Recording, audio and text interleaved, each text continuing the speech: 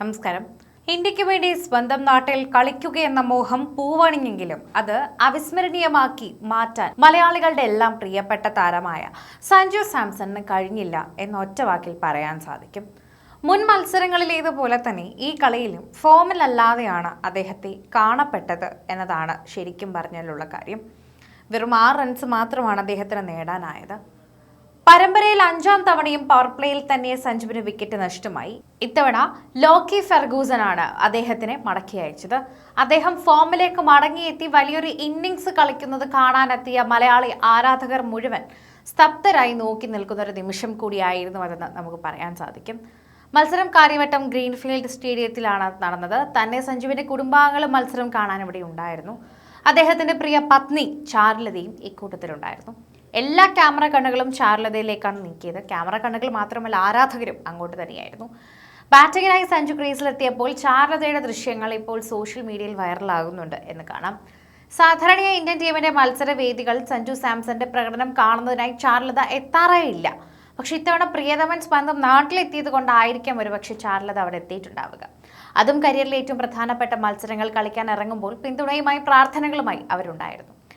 പതിവ് പോലെ അഭിഷേക് ശർമ്മയോടൊപ്പം ഈ മത്സരത്തിൽ സഞ്ജു ഓപ്പണിങ്ങിനായി ക്രീസിലേക്ക് എത്തുകയും ചെയ്തിട്ടുണ്ടായിരുന്നു. കൈയടികളോടെ തന്നെയാണ് തിരുവനന്തപുരത്തുകാർ സഞ്ജുവിനെ വേദിയിലേക്ക് എടുത്തത്. പക്ഷെ എടുത്തു നോക്കിക്കഴിഞ്ഞാൽ ജേക്കബ് ഡഫി എറിഞ്ഞ ആദ്യ ഓവർ നേരിട്ടത് അഭിഷേകായിരുന്നു. ഒരു 6ഉം 2 4ഉം അടക്കം 14 റൺസും അദ്ദേഹം അടിച്ചെടുത്തു. 2ാം ഓവറിലാണ് സഞ്ജുവിന് സ്ട്രൈക്ക് ലഭിച്ചത്. ഈ ഓവർ എറിഞ്ഞത് ഖൈൽ ജാമസൺ ആയിരുന്നു. ആദ്യ ബോൾ കവർ ഏരിയയിലേക്കാണ് സഞ്ജു കളിച്ചത്. ഇതിനുശേഷമുള്ള ചാരുലതയുടെ വീഡിയോ ആണ് സോഷ്യൽ മീഡിയയിൽ ആരാധകർ ഇപ്പോൾ ഏറ്റെടുത്തിരിക്കുന്നത്. ഗാലറിയിൽ കളി കണ്ടുകൊണ്ടിരുന്ന അവർ ഗ്രൗണ്ടിലേക്ക് നോക്കുക പോലും ചെയ്യുന്നില്ലായിരുന്നു എന്നാണ് എല്ലാവരും പറയുന്ന ഒരു കാര്യം. അതൊക്കെ നമുക്ക് കാണാനും സാധിക്കുന്നു. പകരം കണ്ണടച്ചിരുന്ന കൈകൂപ്പി പ്രാർത്ഥിക്കുന്നതാണ് നമുക്ക് കാണാൻ സാധിക്കുന്നത്. പിന്നാലെ തൊട്ടടുത്ത ബോളിൽ സഞ്ജു പുറത്താവലിൽ നിന്നും അത്ഭുതകരമായി രക്ഷപ്പെട്ടു എന്ന് മാത്രമല്ല, ഒരു ബൗണ്ടറി കൂടി ലഭിക്കുകയും ചെയ്തു. ലെഗ് സൈഡിലേക്കാണ് അദ്ദേഹം ഷോട്ടിന് ശ്രമിച്ചത്. അതും നമ്മൾ കണ്ടിരുന്നു. പക്ഷേ എഡ്ജായ ബോൾ നേരത്തെ പോയത് ഫസ്റ്റ് സ്റ്റംപിലേക്കുമായിരുന്നു എന്ന് പറയാം. പക്ഷെ എഡ്ജായ ബോൾ നേരെ പോയത് ഫസ്റ്റ് ലീപ്പിലേക്കാണെന്ന് നമുക്ക് പറയാം. അത് നമ്മൾ കണ്ടതുമാണ്. പക്ഷെ എടുത്തു നോക്കിക്കഴിഞ്ഞാൽ അവിടെ വിക്കറ്റ് കീപ്പറായിട്ടുള്ള ടീം സീഫർട്ട് അല്ലാതെ ആരുമില്ലായിരുന്നു. അത് നമ്മൾ കണ്ടിരുന്നു.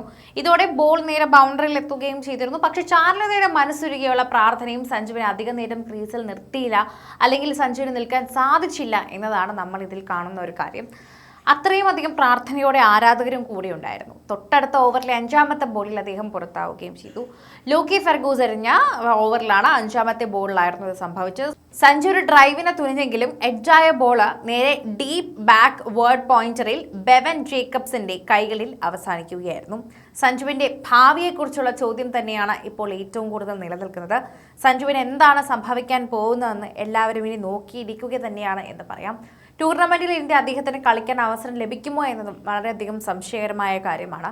കാരണം ന്യൂസിലൻഡുമായുള്ള 5 മത്സരങ്ങളുടെ പരമ്പരയിൽ വെറും 46 റൺസ് മാത്രമേ സഞ്ജു നേടിയിട്ടുണ്ടായിരുന്നുള്ളൂ.